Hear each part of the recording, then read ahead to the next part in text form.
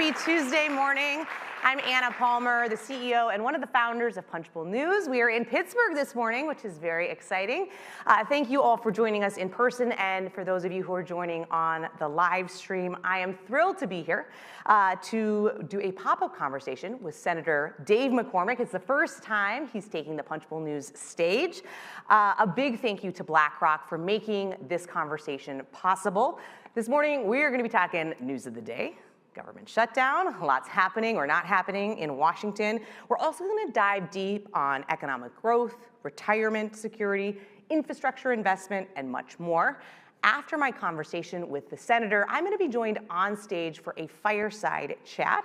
I'm thrilled to be joined by Joe DeVecco, Senior Managing Director and Head of America's Client Business at BlackRock, as well as Ralph Sicuro, President of Pittsburgh Firefighters, IAFF Local Number 1, two local Pittsburghs. Pittsburghians? I don't know. They'll tell me how we say that. You can tell I'm from North Dakota. As always, you can find Punchbowl News on all social media at Punchbowl News. We encourage you to share this conversation. And with that, I'm going to welcome the senator to the stage. Senator Dave McCormick. Thanks. Hello. Thank you, sir. Thank you. All right, well, we are thrilled to be here in Pittsburgh. We're going to start with a few news of the day questions, as we always do. It is day 14 of a government shutdown. The big issue is Obamacare subsidies. Do you think they need to be extended with reforms, or are you of the camp of some conservatives who say it's time for these subsidies to go? Well, I think you got to frame the shutdown, which is I will never be in favor of shutting down the government. And if my fellow Pennsylvania senator was here, John Fetterman, he'd say the same thing. And that doesn't matter what party's in the majority. So I don't believe you should ever hold the government hostage to trying to get your policy priorities put in place. It's bad for our air traffic controllers, it's bad for TSA, it's bad for our Border Patrol, it's bad for our military. It's unconscionable that they aren't getting paid. So never in favor of that. And what's happening is the Democrats have basically said, we want to get some concessions. The concessions are some changes to the changes on healthcare in particular that were made in the Big Beautiful Bill, the Workers' Tax Cut Act. And then, of course, the extension of the subsidies that were put in place during COVID. And so what the Republican position has been, and what my position is, listen, we need to talk about those things and have a legitimate conversation. I'm very concerned about extending subsidies that were put in place during COVID, for COVID. I'm very concerned about people that are making $500,000 a year getting healthcare subsidies. That doesn't seem consistent with good common sense. So count me as a skeptic.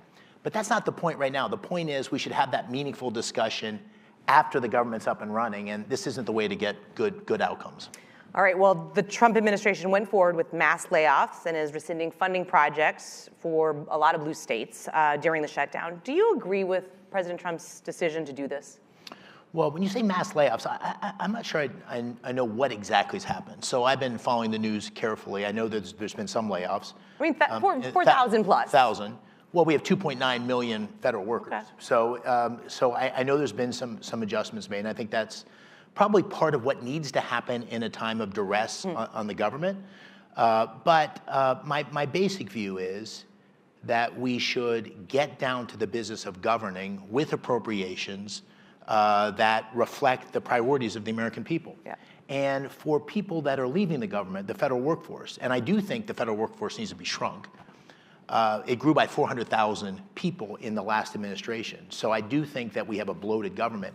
The way to do that, I think, is a very surgical elimination of those roles and treating the people that transition with respect, dignity, helping them and thanking them, gratitude for the work they've done on behalf of all of us. So that's the way that I would go about it. I don't think we should do it in a rushed way, but ultimately, if the government's purse strings are being held off by the government shutdown, that puts you in a position where you have to do some things you might not want to do.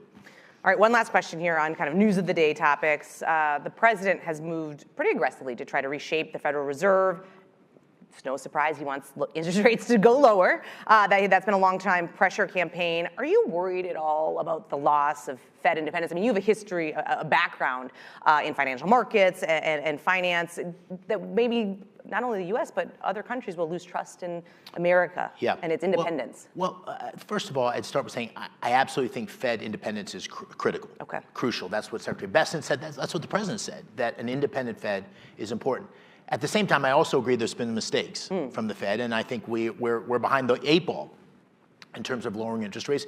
The Fed was too slow in raising interest rates, which is why we had 21% cumulative inflation over the last administration, and it's been too slow to cut, in my opinion. President's jawboning the Fed is not a new historical fact. This has happened across presidencies, and I also think the members of the Federal Reserve Board should be held to a high standard in terms of conduct. So just to give you an example, two Fed governors under the previous administration resigned. Clarita and Rob Kaplan, at the behest and the encouragement of the Fed chair, not because they had broken any laws, but because they had violated Fed policy, and they were essentially pushed out. Here we have a situation where there's a claim, an accusation of illegal behavior. Right. Lisa Cook deserves, of course, an appropriate consideration of whether that in fact is what happened. But if it did happen, I ultimately think she should leave the Fed. Okay. All right, let's transition into Pennsylvania, where we are right here in Pittsburgh. Can you talk about the investment opportunities as it comes to infrastructure, particularly in Pennsylvania? What are you seeing in the economy right now? Yeah, well, I'm so excited to be here because the main topic of today is retirement. Yep. And it links to what you just asked, because Pennsylvania is an aging population. We have a growing number of people that don't have retirement security. And part of the way to deal with that, we can talk about all the different ways, but part of the way to deal with that is to create a vibrant economic community here that can fund retirement for firefighters and have a vibrant community that supports our elders. We have, as I said, an aging population. There's two big things we need to do on that. Number one, we need to make sure Pennsylvania is competitive. If we compare it to other states, there is a battle underway for leadership in the world with China, global energy and AI infrastructure. But there's also a battle underway with other states, Tennessee and Georgia and Florida and Texas. And businesses are going to invest where the opportunity is. So we need to make sure Pennsylvania is very attractive in terms of permitting reform and welcoming of businesses. Businesses are the drivers of economic activity. But the second big thing is there's huge, big seismic shifts happening in the economy. And there's three big areas where Pennsylvania can be at the forefront. The obvious one is the intersection of artificial intelligence and energy innovation. So this AI revolution is happening. It's going to create hundreds of billions of dollars of investment in the United States. And we are blessed because we have abundant energy, second largest energy producer in the country, fourth largest natural gas reserves in the world, incredible skilled workforce, incredible universities, Carnegie Mellon, Penn, Pitt, Penn State, and great natural geography that supports this. So we are blessed to be able to lead in this revolution. I say AI and energy because they're different sides of the same coin. You can't have AI leadership without energy leadership. Energy demand is supposed to triple in the next 15 years. So we had a summit here, which the BlackRock CEO, Larry Fink, attended, which was fantastic. We had the president, his cabinet. We had Senator Fetterman, Governor Shapiro. We had leaders from the energy sector, investment sector, and the hyperscalers to talk about all that Pennsylvania has to offer. And they committed, a number of CEOs committed $92 billion of investment in Pennsylvania. Tens of thousands of jobs, 150 media people here. So we had a great chance to tell our story. And what I'd like to say about that is that was the end of the beginning, closer to the end of the beginning of this journey than the beginning of the end. In other words, we're in the early stages. Right. And now we got to land all these planes. We got to make Pennsylvania as attractive as it can possibly be. I'll say one more word. A lot of good things happening that you can draw a line through that'll show you we're on the right path. The Nippon U.S. Steel deal, huge for the Mon Valley, huge for domestic steel industry. The summit that we just described. Governor Shapiro and I announced, in addition to the summit, a $20 billion investment by Amazon in northeastern Pennsylvania and Bucks County. And then finally, Hanwha, which is a big Korean conglomerate that bought the Philadelphia shipyard and committed $5 billion of new investment in domestic shipbuilding, 5,000 new jobs. So what do all those things have in common? They are happening because of the special ingredients Pennsylvania has. We need to double down on telling that story. All right, we're going to get into a lot more on all of those things, but I do want to let's double click on retirement, right? So the Pittsburgh Post-Gazette did a story recently citing a BlackRock survey that found 1 in 3 Pennsylvanians don't have retirement. And the survey also found that 82% of Pennsylvanians believe there is a retirement crisis happening. I think in my conversations, right, as you get older, when you're young, maybe you're not thinking about that, but all of a sudden you're kind of looking towards the future. That tracks with a lot of the conversations you hear across the country. What are you hearing from constituents when it comes to the state of retirement security? I hear it. You know, I read those same results in preparation for this meeting.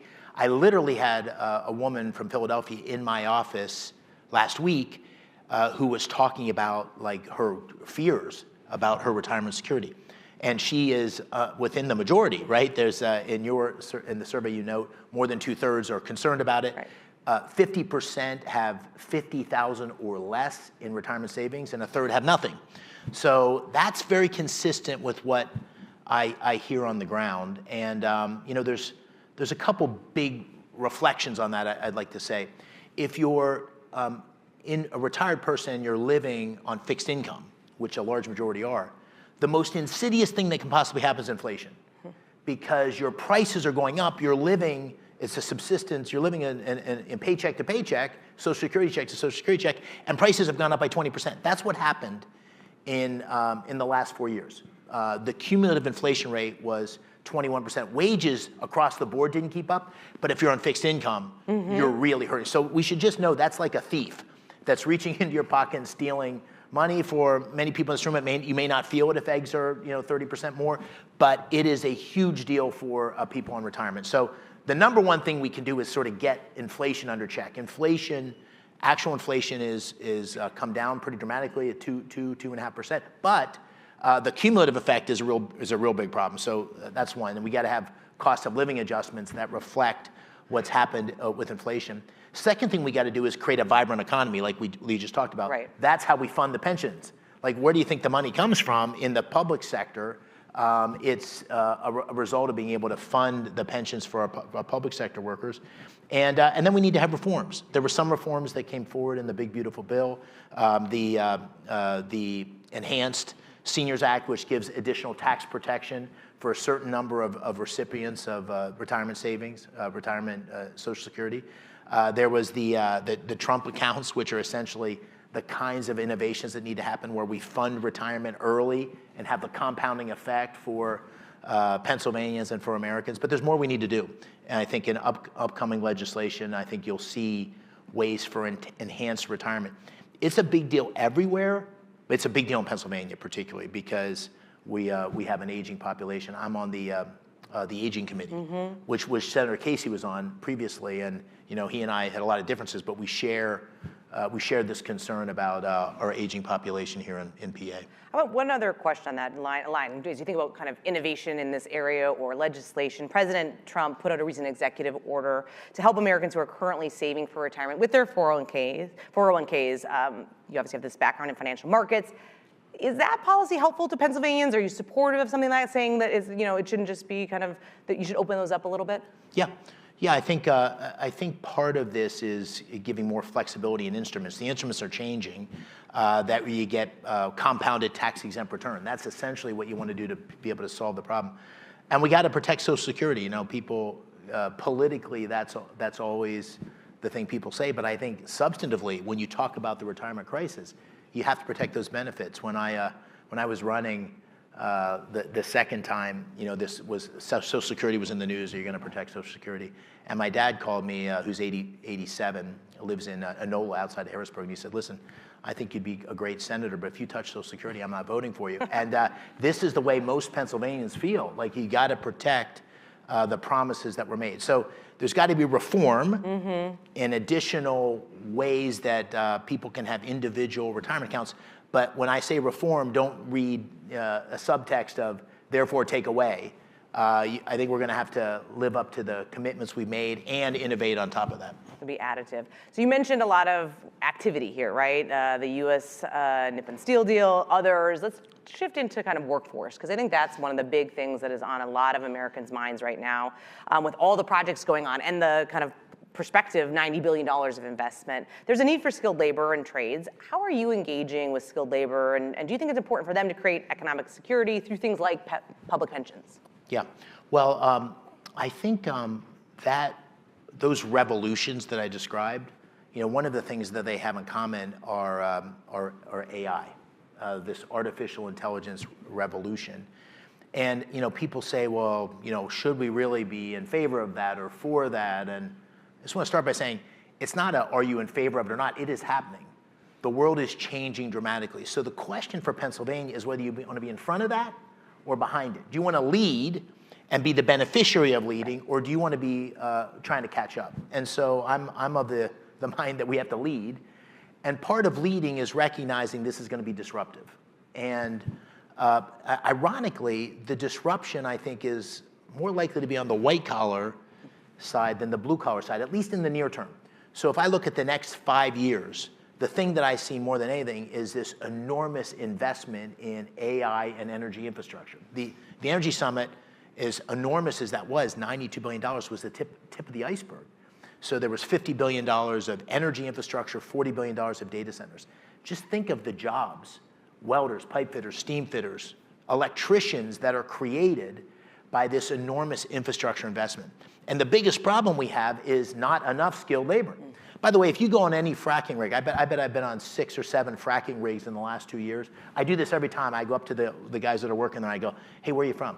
Oklahoma, Texas, right? We don't have enough skilled labor here to meet the needs. So we need to double down, triple down, and I've spent a lot of time with the building trades, increase your apprenticeship programs dramatically. And they say, well, we don't want to increase them until we see the jobs right in front of us. I said, they're coming. Create the opportunity. But we need to do things on the public sector side too. Pell Grants, I think, need to be much more oriented. Listen, I grew up thinking, my parents told me, you got to go to college. A college degree was the path to the American dream. That's not true, first of all. There's lots of paths to the American dream, and 2/3 of Pennsylvanians don't go to college. So we've got to support building these great skilled labor. I mean, the best, most secure job in Pennsylvania right now is an experienced welder. We got to create these training programs with Pell Grants. I was a beneficiary of the GI Bill. I used the GI Bill coming out of the Army. We need to have the GI Bill modified to be able to support skilled training. And then we need to have a lot more private sector partnership on building these. There's a great example up in Tunkhannock, up in Northeast Pennsylvania. The energy industry and the local community college have created this great skilled training for fracking. And they do that in the way that a student works while they're going, and they leave the program with no debt. Huge, huge opportunity. So there's a lot of work to be done. It is one of my biggest worries, and something I'm going to try to be a good leader on. You mentioned the Energy and Innovation Summit in Pittsburgh that happened. The president was here. You had a lot of company representatives. I think oftentimes people look to Silicon Valley as like, okay, that's where the technological advances are happening as part of the heart of American innovation. How do you create some of that magic here in Pennsylvania? I mean, what's next, right? There's all the commitments that happen, but how do you make sure that those, when are people breaking ground? When are we going to start to see some of those things happen? Well, first of all, when the Silicon Valley was becoming Silicon Valley, they used to look at Pittsburgh and say, we hope we could be Pittsburgh someday, right? So Pittsburgh has this incredible history at being at the forefront of innovation. The arsenal for democracy was right here in Pennsylvania. We've got all those ingredients that are so special. And we're seeing that investment already happening. And of course, there's the artificial intelligence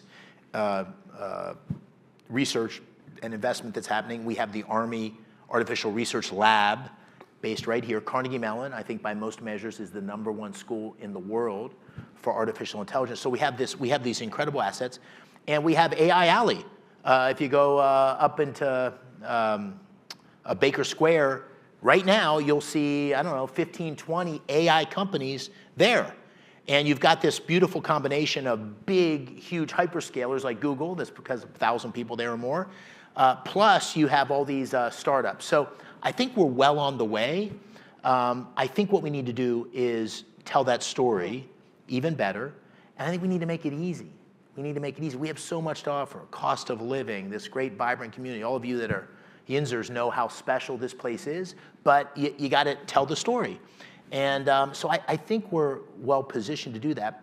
But the thing when I speak with a governor or any politician in Pennsylvania, I say, listen, capital is like water, right? It will go to the path of least resistance. So if you want Pittsburgh and Pennsylvania to be at the forefront of all these great revolutions and innovations I'm talking about, you got to make it easy. You got to have permitting reform, all right? You got to clean up the streets. You can't have crime. You got to make this a place that people want to live. I think there's lots of good things happening. So I don't want to. I'm more positive than negative, but you got to start with we got a lot of work to do, and so that's why I say, hey, I'm really positive about our future, but we're closer to the beginning than the end. And so now that we're seeing this ignition, we got to double down on it. All right, we are quickly running out of time, but I want to ask, project forward a little bit for us, right? 5 years from now, when it comes to the future cities like Pittsburgh, if we're back here 5 years from now, what can we expect? Well, I think if our best hope is that those of us that have lived here and spent a good bit of our lives here know that Pittsburgh is a very special place to raise a family. It's a very special city, very special culture. I think success would be that the world sees that. That it's viewed as a place where some of the greatest innovations are taking place, like it was historically the case. And it's in a particular Pittsburgh, Pennsylvania kind of way. So next generation steel, right? Quantum, the quantum industry, artificial intelligence. It's the intersection of the energy plus artificial intelligence. So it's viewed as a real place of leadership, a place that people come to, a place where our kids either don't want to leave or they want to come back to. And I think there's lots of reasons to believe that we're on that trajectory. I was out at the airport opening on Saturday. So if you haven't been out there, those of you in the audience, you're going to see this soon. It's really fantastic. It's beautiful what they've done there, and it feels like you're walking into an airport that's worthy of a great city, and is reflective of innovation and opportunity. That's what we need to that gem, that sense of optimism. It's like a flame. We need to feed the flame, and all the people in this community are part of it, and it's both doing things and telling the story. All right, we're going to leave it there. Senator McCormick, thank you so much. Thank you. Appreciate it. Thank you. Thanks, everybody. All right, now I'd like to welcome Joe DeVecco, Senior Managing Director and Head of the Americas Client Business for BlackRock, as well as Ralph Sakuro, President of Pittsburgh Firefighters IAFF Local Number 1, to the stage. Gentlemen. Thank you, Anna. Thank you. Ralph, thank you so much. All right, well, we covered a lot of ground here, so excited to dive in, gentlemen. Joe, I'm going to start with you. You are from Pennsylvania and still have family here. Tell us a little bit about your story. How did you end up at BlackRock, and what does Pennsylvania mean to you and to BlackRock generally? Of course. Thank you, Anna, and thank you for having us today. So I'm originally from Greensburg, Pennsylvania. It's where I grew up. I'm a proud graduate of Greensburg Central Catholic High School. I went away to college for 4 years. I came back and did my graduate degree right here on the bluff. I think Duquesne's right there somewhere. I still have my family here, my 88-year-old mother, who's going to be very upset I didn't invite her today, my sisters, their family, and just very, very proud to be part of this area. I went off and spent the last 30 years in financial services, the last 25 at BlackRock. And I'm really proud of the work that BlackRock is doing for the state, and the senator talked a little bit about this. But we manage pensions on behalf of about 850,000 individuals in Pennsylvania. We have over $130 billion of investments in local companies on behalf of our clients at BlackRock. And Senator McCormick talked a lot about this. We help finance about $4 billion of infrastructure, which we think is incredibly important because it does spur that level of innovation that the senator talked about, like the airport, and most importantly, job creations. So I am super proud to be from this area, but I'm also super proud with all the work that BlackRock has done on behalf of the great state of Pennsylvania. Continuing to make investment in the state. I Yes. love that. Ralph, first, I want to say thank you for your many years of service to your community. Firefighters are heroes all around. Talk a little bit about your career, how you ended up being president of the Pittsburgh Firefighters and chair of the Comprehensive Investment Fund. And well, thanks for having me here today. I started my career in the fire service 28 years ago. And after a few years of being in the fire service, a friend of mine called me up and said, hey, we need to start to look at becoming the future leadership of our union that represents our interest. So the two of us started to engage ourselves in activity and eventually both got elected to office and rose up through the ranks. And for the past 11 years, I have been serving as the president. I also serve on the city's Comprehensive Investment Board, which is all three funds, police, fire, and municipal. And all the money's pooled together and invested. And I became the chair, elected by the board members, maybe about 7 years ago or so. Wow. Joe, you heard me talking earlier with Senator McCormick about some of the data that BlackRock recently released. The firm's national survey found that 85% of retired Pennsylvanians wish they had saved more for retirement. 85%, that's a stunning statistic. How is BlackRock trying to make retirement planning and investing more accessible today, tomorrow, and for the future? I think it's probably even more than 85%, quite frankly. Who doesn't want more money for retirement? So it's an interesting point. Retirement really is at the core of what we do at BlackRock. It's part of our DNA. It's kind of part of our ethos. In fact, one of our goals is to make sure people are able to retire with dignity, and that's something that we take very, very seriously. In fact, if you look at kind of our assets under management, over 50% are for retirement savings. So that's a very large number that is really for that exact goal. And we manage money for many individuals that have pension plans, 35 million individuals planning for retirement. So again, it's really part of our DNA. In fact, we were the pioneer of what's called the Target Date Fund. And a target date fund is essentially the power that is in 401ks, the investment that powers 401ks. And that's something that, again, we are incredibly proud of. That said, and you talked about this with Senator McCormick, the reality is 80% of voters in Pennsylvania, and really across the nation, think that we are in a retirement crisis. And I think what's even more staggering and really scary is a third of them have zero in retirement savings, zero. And I think that's a really scary statistic. So while we are doing a lot of great work, and Senator McCormick talked about a lot of the great work, we are still at the very, very beginning of this journey. And we still have a lot of work that we have to do.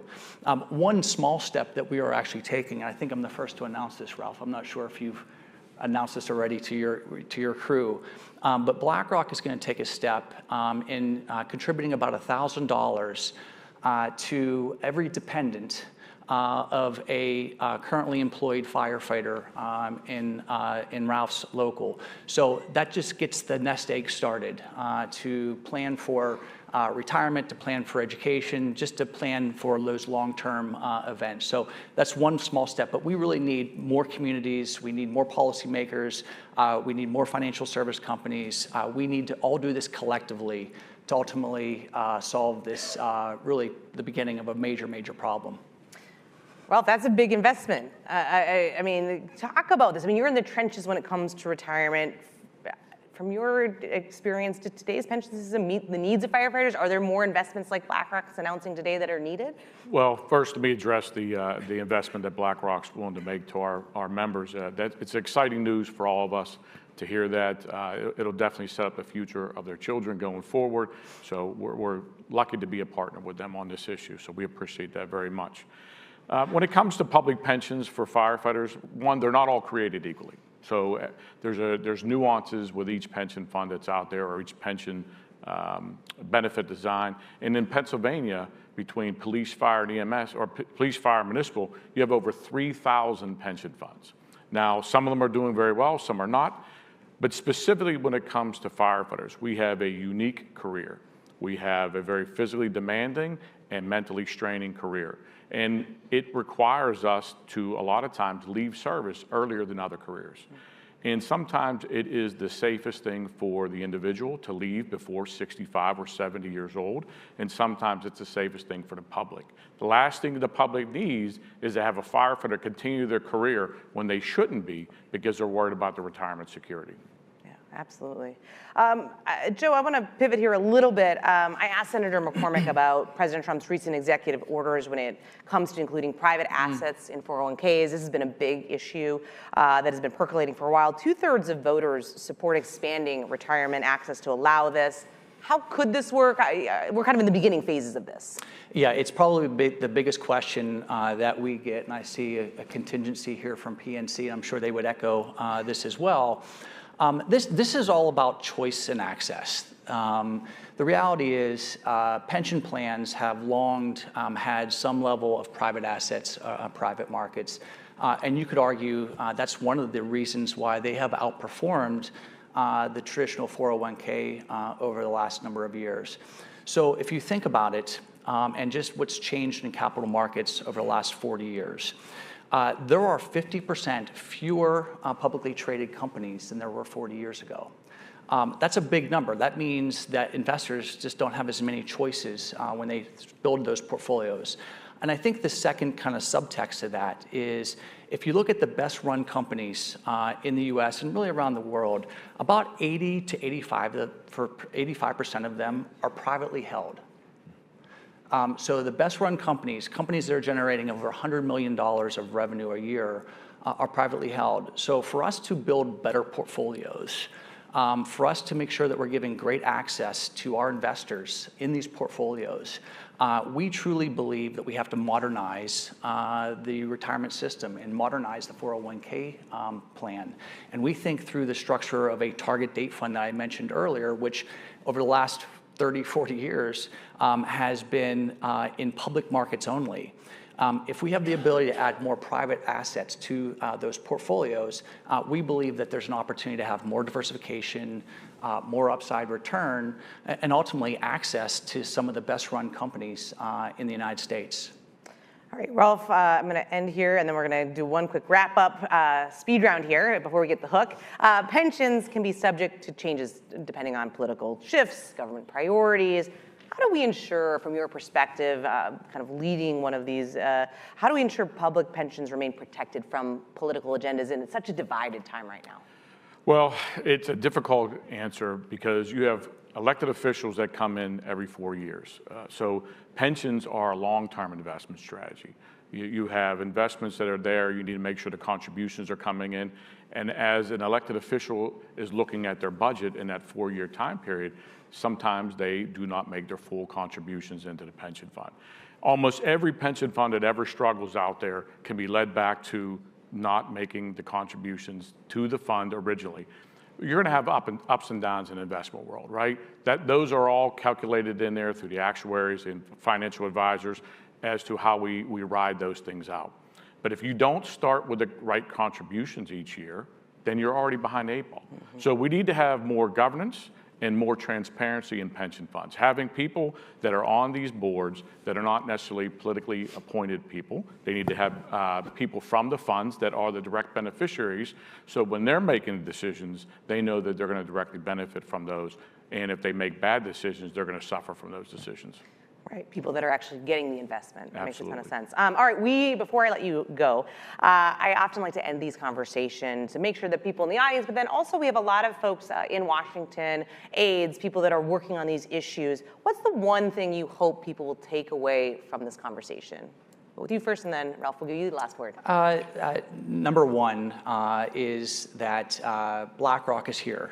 We're here for investment. We want to make sure that we continue to invest in your infrastructure and new infrastructure. We're going to continue to invest in your local organizations and corporations, and maybe most importantly, to make sure that we are helping the citizens of Pennsylvania retire with dignity.